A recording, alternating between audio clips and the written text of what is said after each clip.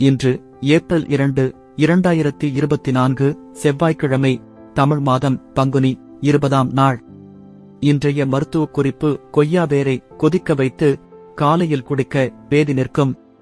இன்றைய நல்ல நேரம்: காலை 10:30 மணியில் இருந்து 11:30 மணி வரை, மாலை 4:30 மணியில் இருந்து 5:30 மணி வரை.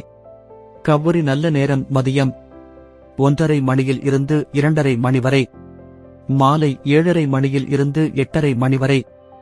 ராகு காலம் மதியம் 3 மணியில் இருந்து 4:30 மணி வரை. யமகண்டம் காலை 9 மணியில் இருந்து 10:30 மணி வரை. குளிகை மதியம் 12 மணி முதல் 1:30 மணி வரை.